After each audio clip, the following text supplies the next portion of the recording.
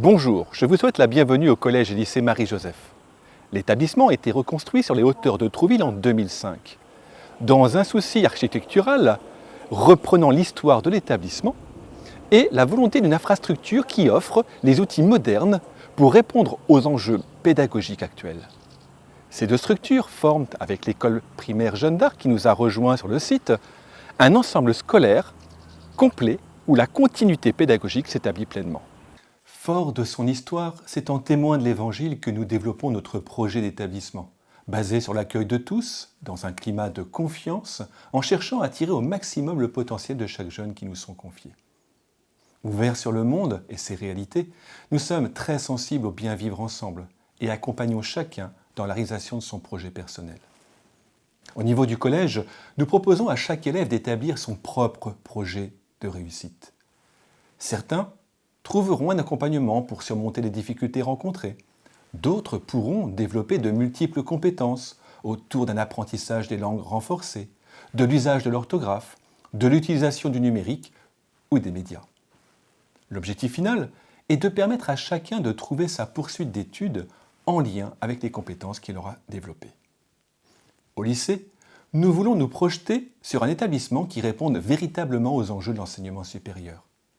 Le choix pédagogique dans la proposition de l'évaluation, dans l'accompagnement à l'orientation, dans le choix des diverses certifications, dans la possibilité de prendre des responsabilités, sont tous tournés dans l'idée de développer des compétences permettant aux élèves d'affronter des situations de formation qu'ils rencontreront dans leur parcours post-bac. Je vous laisse découvrir nos outils au service des objectifs de notre projet d'établissement et vous souhaite une belle découverte.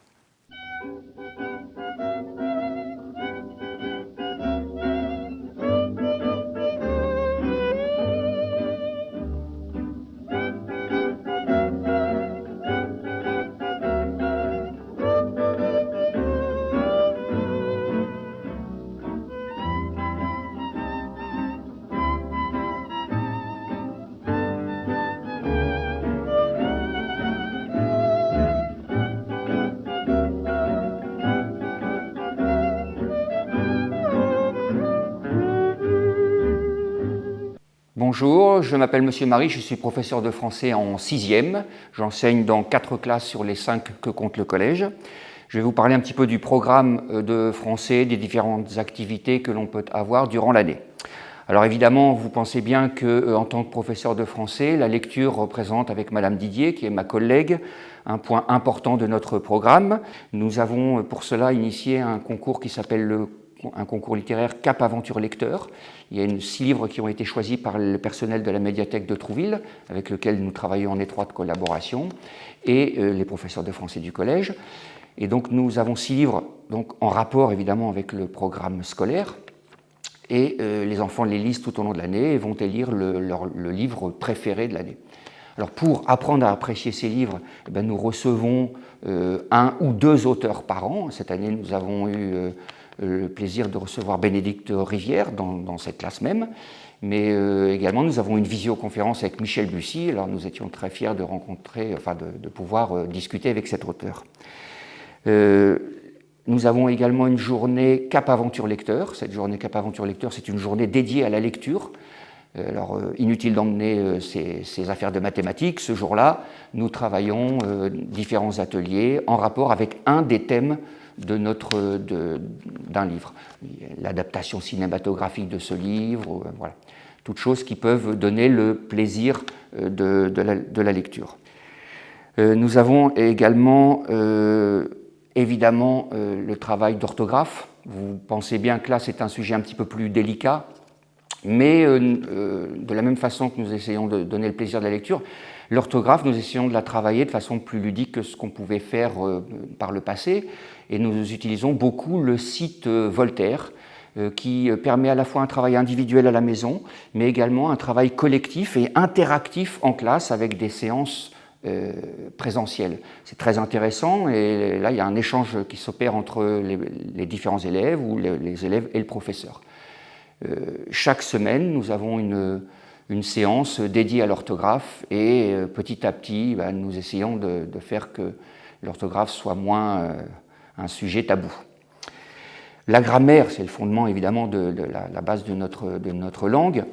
La grammaire, on la travaille en classe avec des fiches qu'on glisse dans le porte-vue, et des fiches qu'on apprend, qu'on revoit, mais également le TD, avec des exercices qu'on donne assez régulièrement. Alors, parfois, il y a même quelques exercices qui sont facultatifs pour les élèves qui ont du mal à faire leur travail du soir, pour lesquels c'est un peu trop long. Mais voilà, en général, ça se passe bien aussi avec le TD, et petit à petit, on arrive au bout du TD, comme on a fait encore cette année. Mis à part donc ces parties-là, on a l'expression écrite. Vous savez, comme moi, que l'écriture, c'est un domaine un peu délaissé. Alors, on a les fameux textos qui, selon beaucoup de gens, ne favorisent pas ce plaisir d'écrire. Alors, le plaisir d'écrire, il existe, il peut exister. Et donc, on essaie de montrer aux enfants qu'effectivement, on peut avoir du plaisir à écrire. Alors, on leur demande des exercices en rapport avec nos lectures. Bien sûr, il y a des traditionnelles rédactions, mais ça peut être aussi qui peuvent avoir pour sujet des sujets sur les monstres de la mythologie. Alors évidemment, sur les batailles que peut avoir Ulysse, la guerre de Troie. On essaie de leur donner cette envie finalement d'écrire, comme je pense évidemment tous les professeurs de français. Et puis pour terminer, il y aura l'expression orale. On essaie, bien qu'on ait des enfants qui soient parfois timides, de leur donner le plaisir de s'exprimer, la volonté, l'envie de s'exprimer par oral. Et donc là, pour ça, on a des exposés en début d'année, mais également des poésies qu'on va réciter, et puis des débats en classe où on laisse chacun s'exprimer. On essaie aussi d'apprendre aux enfants à écouter les autres, et ça, c'est pas la plus mince partie du problème. Voilà, écoutez, je crois que j'ai fait à peu près le tour de la situation. Je voudrais terminer en disant qu'on est heureux d'accueillir ces enfants de 6e et qu'on les attend avec impatience dès le mois de septembre. Merci.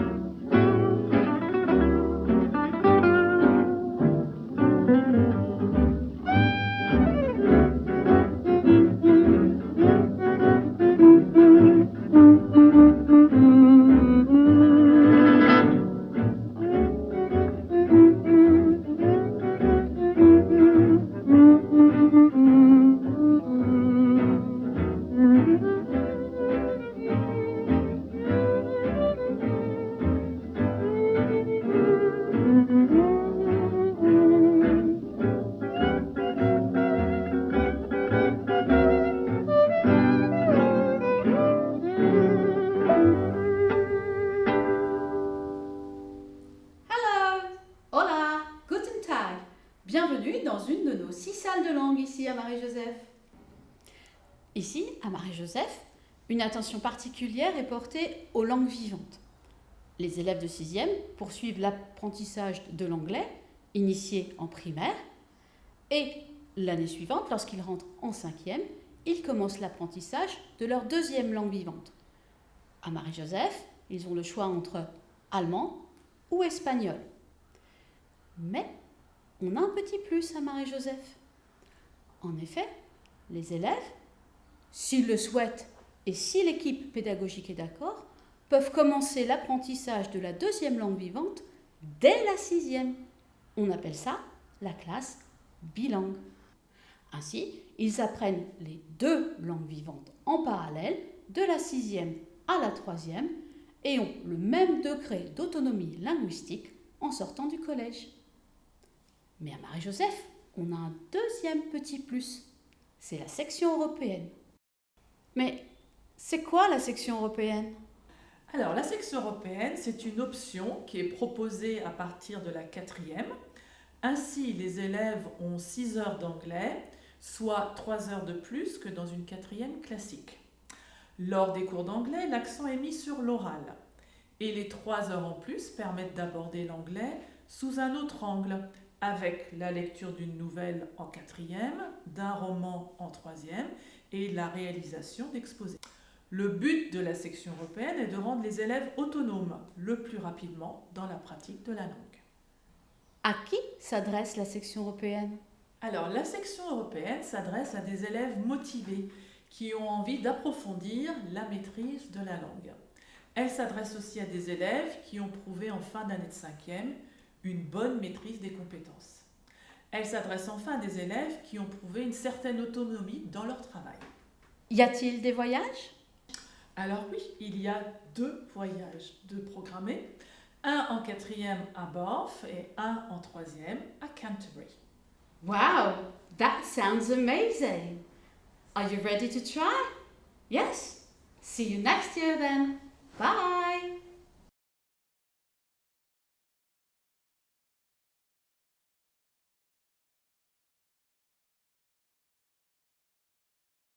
Hola, je suis professeure d'espagnol. L'apprentissage d'une deuxième langue en collège est obligatoire dès la classe de 5e. Votre enfant aura 2h30 de cours par semaine d'espagnol, pour mon cas. C'est ce qui correspond au parcours classique. Mais à Marie-Jo, nous avons l'option supplémentaire qui est d'apprendre une deuxième langue dès la 6e. C'est ce qu'on appelle la classe bilingue. Pour intégrer cette classe, il y a 2 conditions. La première, c'est tout d'abord votre enfant qu'il soit motivé pour l'apprentissage de cette langue. Et la deuxième, c'est en fonction de ses capacités à assimiler le nouveau rythme scolaire au collège et également sa motivation à apprendre, à mémoriser une matière en plus. Ces 3 heures de cours en 6e se transformeront après, à partir de la 5e, 4e et 3e, en 2h30, tout simplement parce que les cours ne commencent qu'à partir du mois d'octobre-novembre. Je terminerai en évoquant les voyages qui sont organisés au sein de notre établissement. Les élèves de Marie-Jo ont eu l'opportunité d'aller à plusieurs reprises en Espagne. Ils sont allés à Madrid, à Barcelone, à Malaga. Et à chaque fois, c'est une expérience extraordinaire pour eux, comme pour nous également. C'est un moment de partage et ça concrétise leur apprentissage. L'équipe pédagogique se joint à moi pour vous souhaiter la bienvenue peut-être l'année prochaine et hasta luego.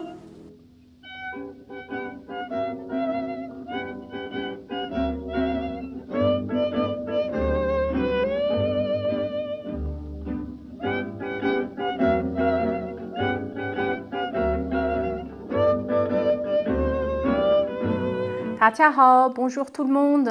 Je suis Céline Velay, professeure de chinois au collège et lycée Marie-Joseph de Trouville. Alors apprendre le chinois, pourquoi ? C'est déjà faire preuve d'originalité. Bien évidemment, c'est pas du tout comme les autres. On se défend d'apprendre quelque chose de nouveau, d'inconnu ou quasi. On est une langue non alphabétique, une nouvelle prononciation, une nouvelle lecture, une nouvelle écriture. Donc c'est un combo vraiment complet dans la nouveauté, dans l'inconnu. Donc bien sûr, vous allez me demander si c'est difficile ou pas. Je vous répondrai oui et non. Alors non, c'est pas difficile parce qu'il n'y a quasiment pas de grammaire, parce qu'il n'y a pas de conjugaison. Les structures de phrases sont extrêmement simples. Ce qui facilite quand même l'apprentissage. Et oui, c'est difficile parce que, encore une fois, on part de zéro, donc on n'a pas d'alphabet, donc un mot, un caractère, donc on va apprendre une nouvelle façon d'écrire, une nouvelle façon de lire, de prononcer, ce qui, bien évidemment, demande une capacité à tenir le coup et à ne pas lâcher prise, mais vous en êtes tous capables puisque des élèves, on en a de plus en plus. Et puis vous, parents, vous pouvez bien évidemment aider votre enfant, même si vous ne maîtrisez pas la langue, parce que votre enfant, lui, il va savoir en rentrant de cours ce qu'il a à faire comme devoir. Donc vous pouvez être là pour l'accompagner, pour le soutenir, et pourquoi pas apprendre le chinois avec lui. Concernant le programme de chinois au collège, la LV2 s'inscrit comme dans n'importe quelle autre LV2 en début de 5e, pour qui a fait ou pas une bilangue en 6e, à raison de 2h30 donc, hebdomadaires, au moins jusqu'à la 3e. Les élèves vont apprendre tout ce qui est langage quotidien, tout ce qui va tourner autour d'eux, c'est-à-dire leur personne, leur âge, leur personnalité, les présentations bien évidemment. Ensuite, ils apprendront les matières scolaires, ils apprendront les sports, ce qu'ils aiment faire, ce qu'ils n'aiment pas, les activités telles que, ou les personnes qu'ils aiment, les stars préférées, les gens qu'ils détestent, ce genre d'activités. Et bien évidemment, de façon incontournable et indissociable, la culture fait aussi partie de l'apprentissage de la langue, c'est-à-dire que dans cette culture, je vais intégrer un atelier de calligraphie, par exemple, qui aura lieu sur le cursus du collège. On parlera bien évidemment culture culinaire. La France est un grand pays culinaire, la Chine en est un aussi. On ira probablement déguster un canard laqué, pékinois. Ce qu'on va faire aussi, c'est jouer des petites scénettes de théâtre pour apprendre à s'exprimer aussi, vraiment verbaliser, oraliser tout ce qu'on aura appris. Donc encore une fois, la culture est indissociable, donc les deux vont de pair. Voilà l'intérêt que propose l'apprentissage du chinois. Donc bien évidemment, je vous attends bientôt dans ma classe et je vous dis à très bientôt. Zaijian!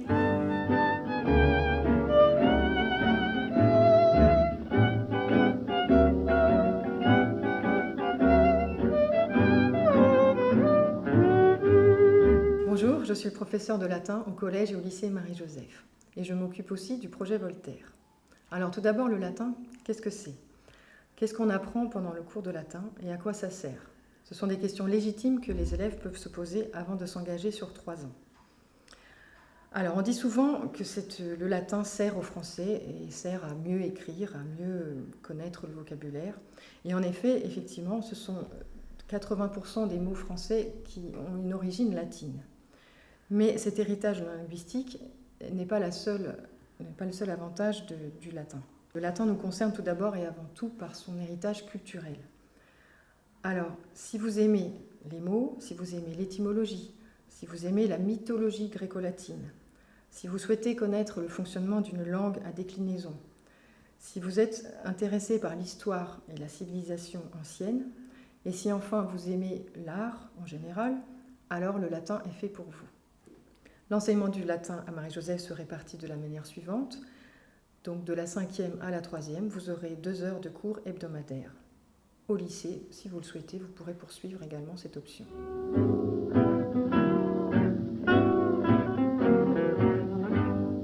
Le projet Voltaire. C'est une certification en orthographe et en grammaire qui est de plus en plus demandée dans les études supérieures et qui est reconnue dans le monde professionnel. Au collège, tous les élèves bénéficient d'un entraînement en vue de présenter cette certification au lycée.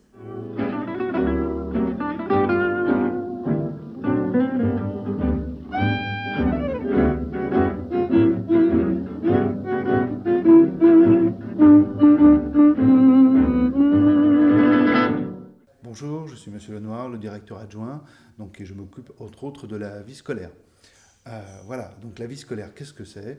Alors, pour la majorité des élèves, c'est souvent le lieu où on vient pour régulariser un retard, une absence, pour consulter des changements de programme sur les emplois du temps, et également, il peut arriver qu'on y parle de sanctions. La vie scolaire, c'est aussi une équipe de surveillance, une dizaine de personnes qui veillent à la surveillance et les cours de récréation. Alors, il y a 3 cours de récréation dans l'établissement, 2 sont dédiés aux collégiens et la 3e est exclusivement dédiée aux lycéens. Les surveillantes également s'occupent du passage à la cantine, de la surveillance de la cantine, et veille à ce que les foyers des élèves soient bien régis et qu'il n'y ait pas de problème. Dans l'établissement, il y a 2 foyers, un foyer pour le collège, un foyer pour le lycée. Pour résumer, la vie scolaire, c'est à la fois la gestion des absences, des retards, c'est également la prise en compte des punitions et des sanctions demandées par les professeurs, mais aussi s'assurer du bien-être des élèves et de leur sécurité.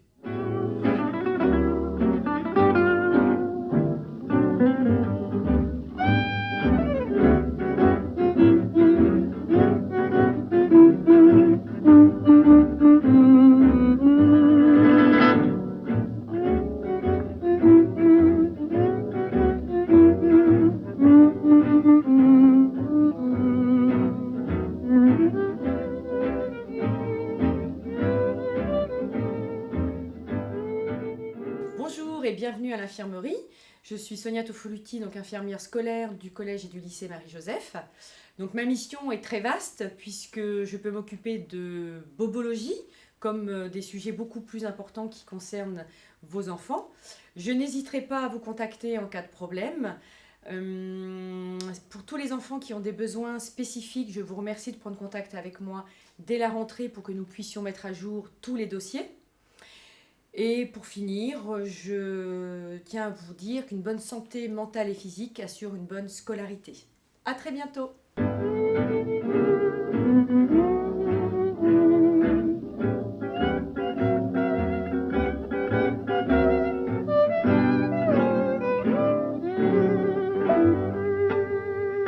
Au collège, l'éducation physique et sportive est une matière à part entière avec des compétences et des évaluations à acquérir. Elle s'appuie sur les activités physiques et sportives pour favoriser l'enrichissement du pouvoir moteur. Le gymnase de Marie-Joseph est situé à l'extrémité du collège. Il est doté de 4 vestiaires, de vestiaires garçons, de vestiaires filles, d'un magnifique mur d'escalade et du matériel nécessaire pour pratiquer toutes les activités physiques et sportives que nous devons aborder au collège. Les sports collectifs, la gymnastique, l'expression corporelle, les courses, le tennis de table et badminton. Nous utilisons aussi la cour lycée pour pratiquer certaines activités, ainsi que la piste d'athlétisme et le terrain de foot à l'extérieur, à côté du primaire de Jeanne d'Arc. Les élèves de 6e ont 4 heures de PS par semaine, découpées en 2 fois 2 heures, et les 5e, 4e, 3e n'ont plus que 3 heures par semaine. Nous découpons avec 4 heures une semaine, 2 heures la semaine suivante. Les élèves doivent avoir une tenue adaptée. Ils viennent avec leur tenue dans leur sac, se changent dans les vestiaires et la même chose en partant du cours. Nous leur demandons un t-shirt, un pull, un jogging ou un legging ou un short, un vêtement de pluie et des chaussures adaptées pour la pratique du sport avec un bon amorti pour protéger les articulations, genoux et dos. Encore beaucoup d'enfants viennent avec des tennis qui ne sont pas adaptés à l'EPS. Les tennis que l'on voit souvent dans la rue ne sont pas adaptés pour les cours. Les élèves qui ont envie de pratiquer un petit peu plus peuvent venir à l'association sportive qui se déroule le mercredi après-midi ou à la pause méridienne. Ils viennent sur la base du volontariat, il n'y a rien d'obligatoire. Ils essaient de s'engager pour l'année et sont encadrés par les professeurs de Marie-Joseph.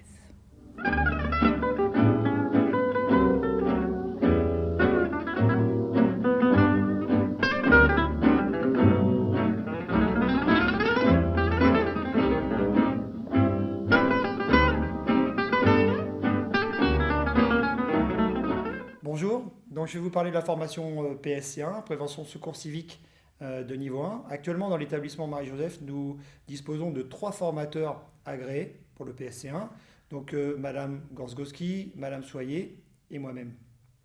Donc durant cette formation, nous abordons différents thèmes, tels que le passage de l'alerte, la protection, les traumatismes, les plaies, les hémorragies, le malaise, les pertes de connaissance, le massage cardiaque. Donc cette formation est prioritairement dispensée à nos élèves de 3e dans le cadre du DNB, donc Diplôme National du Brevet. Donc à cette occasion, les élèves consacreront 2 mercredis après-midi de 13h30 à 17h.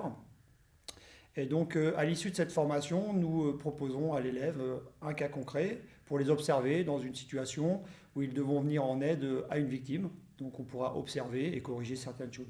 Donc, cette formation est diplômante au même titre que les pompiers ou que la Croix-Rouge. Voilà, donc pour ce faire, nous disposons d'un certain nombre de matériel pour que les sessions puissent se passer dans les meilleures conditions. Donc à Marie-Joseph, ça fait à peu près une dizaine d'années que nous proposons le PSC1 à nos élèves, voilà, car nous pensons que cette formation est indispensable pour le futur citoyen.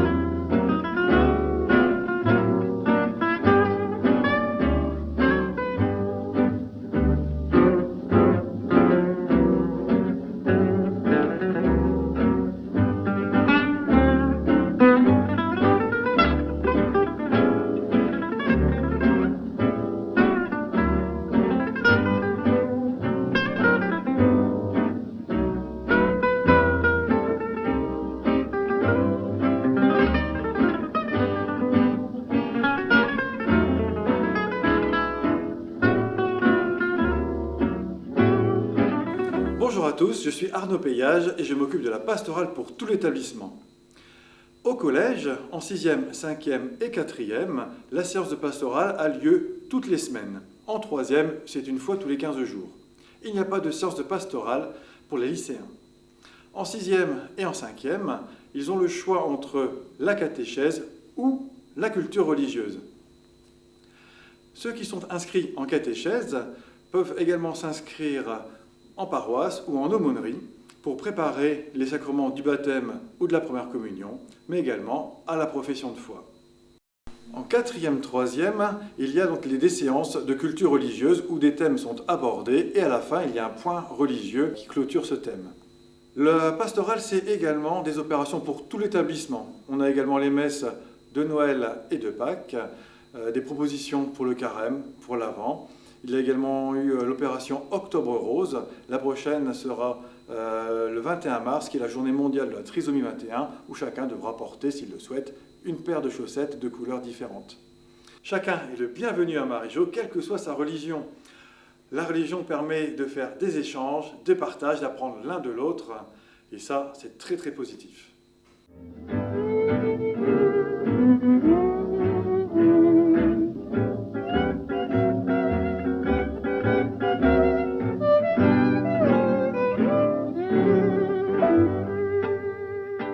Bonjour, nous sommes Patricia et Anne, les représentantes de l'APEL. Avec toute l'équipe des parents d'élèves, nous sommes heureuses de vous accompagner tout au long de l'année. Pour tous nos événements, tels que la rentrée des 6e, le forum des métiers, les journées portes ouvertes, les célébrations, les fêtes, le bal de promo, quelques goûters dans l'année également, la boum des collégiens et toute autre activité. N'hésitez pas à nous solliciter, c'est avec plaisir qu'on sera à votre écoute. Rejoignez-nous, à bientôt.